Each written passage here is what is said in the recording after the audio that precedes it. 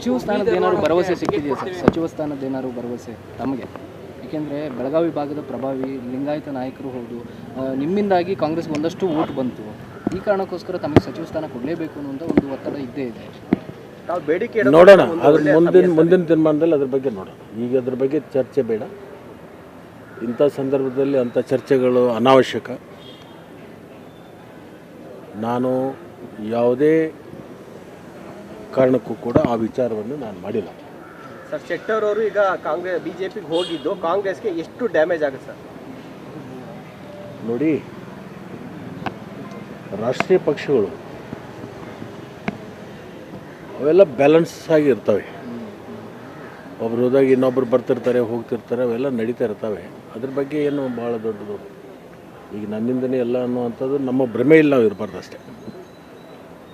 Thank you sir.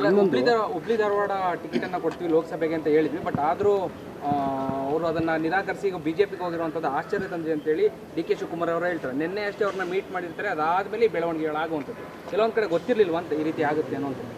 ಇದನ್ನೆಲ್ಲ ಪ್ರಶ್ನೆಯನ್ನು ಜಗದೀಶ್ ಶೆಟ್ಟರ್ ಅವರಿಗೆ ಮತ್ತು ನಮ್ಮ ಪಕ್ಷದ ಅಧ್ಯಕ್ಷರಾಗಿರ್ತಕ್ಕಂಥ ಡಿ ಕೆ ಶಿವಕುಮಾರ್ನವ್ರನ್ನ ನೀವು ಕೇಳಿಕೊಂಡು ಉತ್ತರವನ್ನು ಪಡ್ಕೊಳ್ಳೋದು ಸೂಕ್ತ. ಸರ್, ನಿನ್ನೆ CMನ ಭೇಟಿಯಾಗಿದ್ರಿ, ಈ ವಿಚಾರ ಏನಾದ್ರು ಚರ್ಚೆಗೆ ಬಂತ?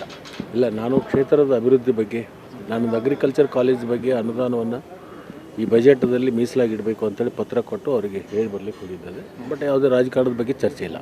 ಸರ್, ಶೆಟ್ಟರ್ ಈ ಥರ ವಾಪಸ್ ಹೋಗಿದ್ದು ಕೆಲವೊಂದು ಕಡೆ ವಿಶ್ವಾಸ ದ್ರೋಹ ಅನ್ನುವಂಥದ್ದು KPCC ಅಧ್ಯಕ್ಷ ಡಿ ಕೆ ಶಿವಕುಮಾರ್ ಅವರ ಇದು. ನಾನು ಇವತ್ತು ಅದ್ರ ಬಗ್ಗೆ ಯಾವುದೇ ಚರ್ಚೆಗಳನ್ನು ಮಾಡಲ್ಲ. ಅವರವ್ರ ವೈಯಕ್ತಿಕ ವಿಚಾರದ ಬಗ್ಗೆ ಅವ್ರು ತೀರ್ಮಾನಗಳು ಮಾಡಿರೋದ್ರಿಂದ